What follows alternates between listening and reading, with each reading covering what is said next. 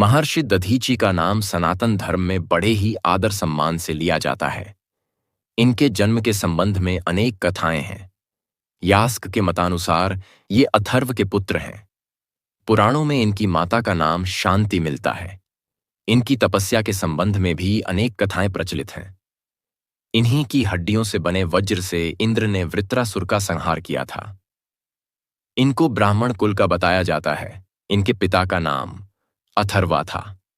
इनका विवाह गभस्तिनी नाम की कन्या से हुआ था। इनकी संतान के बारे में बात करें तो इनका एक पुत्र था जिसका नाम पिप्पलाद था। दधीचि द्वारा देह त्याग देने के बाद देवताओं ने उनकी पत्नी के सती होने से पूर्व उनके गर्भ को पीपल को सौंप दिया था, जिस कारण बालक का नाम पिप्पलाद हुआ था। यास्क के मतानुसार दधीचि की माता चित्ती और पिता अथर्वा थे, इसीलिए इनका नाम दधीचि हुआ था। दधीचि प्राचीन काल के परम तपस्वी और ख्याति प्राप्त महर्षि थे। उनकी पत्नी का नाम गभस्तिनी था। महर्षि दधीचि वेद शास्त्रों आदि के पूर्ण ज्ञाता और स्वभाव के बड़े ही दयालु थे। अहंकार तो उन्हें छू तक नहीं पाया था। वे सदा दूसरों का हित करना अपना परम धर्म समझते थे। उनके व्यवहार से उस वन के पशु पक्षी तक संतुष्ट थे जहां वे रहते थे। गंगा के तट पर ही उनका आश्रम था। जो भी अतिथि महर्षि दधीचि के आश्रम पर आता, स्वयं महर्षि तथा उनकी पत्नी अतिथि की पूर्ण श्रद्धा भाव से सेवा करते थे। यूं तो भारतीय इतिहास में कई दानी हुए हैं, किंतु मानव कल्याण के लिए अपनी अस्थियों का दान करने वाले एकमात्र महर्षि दधीचि ही थे। देवताओं के मुख से यह जानकर कि केवल दधीचि की अस्थियों से निर्मित वज्र द्वारा ही असुरों का संहार किया जा सकता है, महर्षि दधीचि ने अपना शरीर त्याग कर अस्थियों का दान कर दिया। दधीचि के मांस से भगवान विष्णु का सुदर्शन चक्र भी बना हैल। महर्षि दधीचि तपस्या और पवित्रता की प्रतिमूर्ति थे। भगवान शिव के प्रति अटूट भक्ति और वैराग्य में इनकी जन्म से ही निष्ठा थी। दोस्तों, वीडियो को लाइक जरूर करें ताकि मुझे भी प्रोत्साहन मिल सके। कहा जाता है कि एक बार इंद्रलोक पर वृत्रासुर नामक राक्षस ने अधिकार कर लिया तथा इंद्र सहित देवताओं को देवलोक से निकाल दिया। सभी देवता अपनी व्यथा लेकर ब्रह्मा, विष्णु व महेश के पास गए, लेकिन कोई भी उनकी समस्या का निदान न कर सका। बाद में ब्रह्मा जी ने देवताओं को एक उपाय बताया कि पृथ्वी लोक में दधीचि नामक के एक महर्षि रहते हैं। यदि वे अपनी अस्थियों का दान कर दें तो उन अस्थियों से एक वज्र बनाया जाए। उस वज्र से वृत्रासुर को मारा जा सकता है, क्योंकि वृत्रासुर को किसी भी अस्त्र शस्त्र से नहीं मारा जा सकता। महर्षि दधीचि की अस्थियों में ही वह ब्रह्म तेज है जिससे वृत्रासुर राक्षस मारा जा सकता है। इसके अतिरिक्त और कोई दूसरा उपाय नहीं है। देवराज इंद्र महर्षि दधीचि के पास जाना नहीं चाहते थे, क्योंकि इंद्र ने एक बार दधीचि का अपमान किया था, जिसके कारण वे दधीचि के पास जाने से कतरा रहे थे। माना जाता है कि ब्रह्म विद्या का ज्ञान पूरे विश्व में केवल महर्षि दधीचि को ही था। महर्षि मात्र विशिष्ट व्यक्ति को ही इस विद्या का ज्ञान देना चाहते थे, लेकिन इंद्र ब्रह्म विद्या प्राप्त करने के परम इच्छुक थे।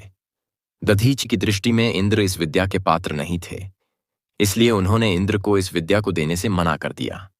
दधीचि के इनकार करने पर इंद्र ने उन्हें किसी अन्य को भी यह विद्या देने को मना कर दिया और कहा कि यदि आपने ऐसा किया तो मैं आपका सिर धड़ से अलग कर दूंगा। महर्षि ने कहा कि यदि उन्हें कोई योग्य व्यक्ति मिलेगा तो वे अवश्य ही ब्रह्म विद्या उसे प्रदान करेंगे। कुछ समय बाद इंद्रलोक से ही अश्विनी कुमार महर्षि दधीचि के पास ब्रह्म विद्या लेने पहुंचे। दधीचि को अश्विनी कुमार ब्रह्म विद्या पाने के योग्य लगे। उन्होंने अश्विनी कुमार को इंद्र द्वारा कही गई बातें बताईं। तब अश्विनी कुमार ने महर्षि दधीचि के अश्व का सिर लगाकर ब्रह्म विद्या प्राप्त कर ली।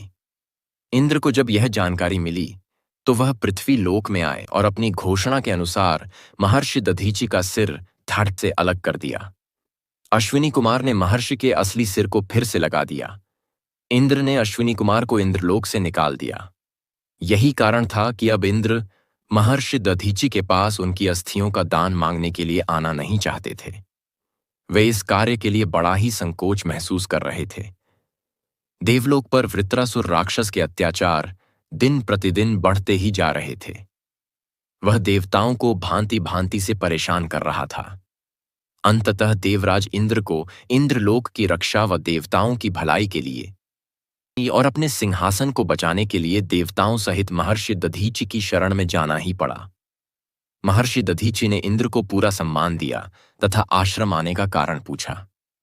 इंद्र ने महर्षि को अपनी व्यथा सुनाई तो दधीचि ने कहा कि मैं देवलोक की रक्षा के लिए क्या कर सकता हूं।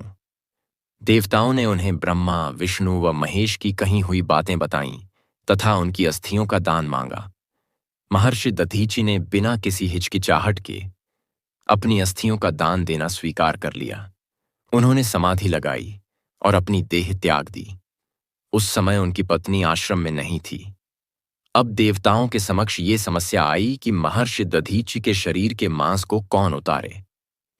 इस कार्य के ध्यान में आते ही सभी देवता सहम गए। तब इंद्र ने कामधेनु गाय को बुलाया और उसे महर्षि के शरीर से मांस उतारने को कहा। कामधेनु ने अपनी जीभ से चाट चाट कर महर्षि के शरीर का मांस उतार दिया। अब केवल अस्थियों का पिंजर रह गया था। महर्षि दधीचि ने तो अपनी देह देवताओं की भलाई के लिए त्याग दी, लेकिन जब उनकी पत्नी गभस्तिनी वापस आश्रम में आई तो अपने पति की देह को देखकर विलाप करने लगी तथा सती होने की जिद करने लगी। तब देवताओं ने उन्हें बहुत मना किया, क्योंकि वह गर्भवती थी। देवताओं ने उन्हें अपने वंश के लिए सती न होने की सलाह दी, लेकिन गभस्तिनी नहीं मानी। तब सभी ने उन्हें अपने गर्भ को देवताओं को सौंपने का निवेदन किया। इस पर गभस्तिनी राजी हो गई और अपना गर्भ देवताओं को सौंपकर स्वयं सती हो गई। देवताओं ने गभस्तिनी के गर्भ को बचाने के लिए पीपल को उसका लालन पालन करने का दायित्व सौंपा। कुछ समय बाद वह गर्भ पलकर शिशु हुआ तो पीपल द्वारा पालन पोषण करने के कारण उसका नाम पिप्पलाद रखा गया। इसी कारण दधीचि के वंशज दादीच। राधे कृष्णा। ऐसे ही और धार्मिक वीडियो के लिए चैनल को सब्सक्राइब कर ले